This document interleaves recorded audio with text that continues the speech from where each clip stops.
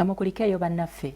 Jabuvuddeko minisita avunaanyizibwa ku byobulamu mu ggwanga Dr. Jane Ruth Acheng yalangirira okugema okw'abaana abali wansi w'emyaka 18. Ku nsonga eyo minisita avunaanyizibwa ku byenjigiriza sabbiiti eno n'avaayo n'ategeeza nti okugema kuno tekugenda kuba kwa buwaze eri abaana bano. Ab'ebyobulamu bongedde nate okukkaatiriza ebigambo bya maama Janet Kataha Museveni titeri mwana ateekeddwa kukakibwa kugemwa b'amasomero.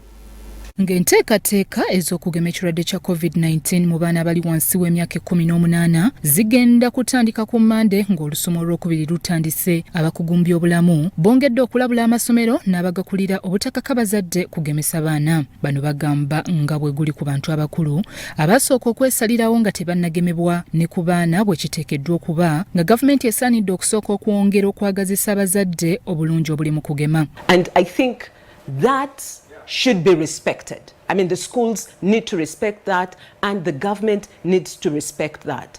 I mean, there are cases where they say, okay, the school won't be the one doing the vaccination, we are going to bring in health workers to do this.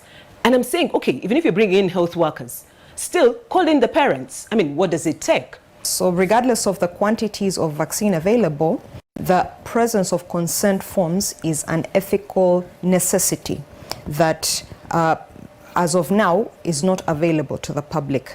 I do know that vaccination centers there's some form of education that is given. However, by and large, from my interaction with people at community pharmacy level, there's still a lot of ignorance about the vaccine. Government is rolling out a program without an existent law. So the Public Health Amendment Bill has not yet been passed, but government is already rolling out a program of vaccination.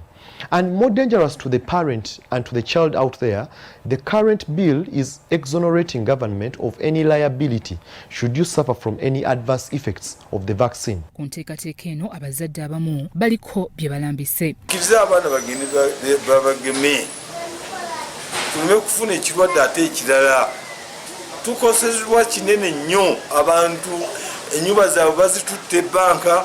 Abaana tebasomye bafunye embuto tukkirize bannayuganda ffenna tugende tugemwe abaana baffe. Wange kinoomu bandisoose ne bamala ennamba y'abakulu ne tulaba saanapu y'abakulu ebadde etya ne outcome ku bakulu then ne badda ku baana. Kati nze ng'owange kinoomu nze sikiriza wange mugema ayeva covid awona takuyisa bubi nga bakugeme nze owange no. Nze nga nze akayiso tekatusa bulungi maama we kati yo omwana omuto simanyi ekanamuyisa. Minisita w'ebyobulamu Dr. Jane Ruth Acheng ye yalangiridde okugema kuno gye buvuddeko n'akubiriza abazadde okuwaayo abaana baabwe kubanga eddagala lya Pfizer erigenda okukozesebwa lyekennenyezebwa nga teririna buzibu.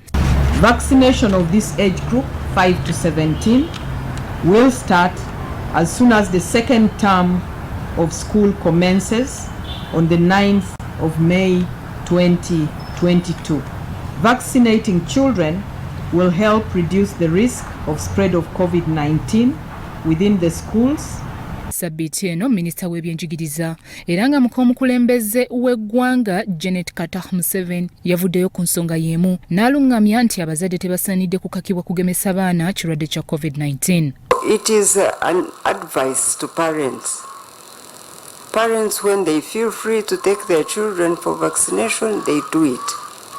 If they don't want to vaccinate their children, nobody will force them. It's not compulsory.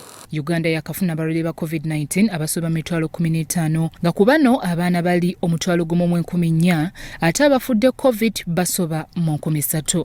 Bya Muhammad Wamala ku Rasout TV Omunyo.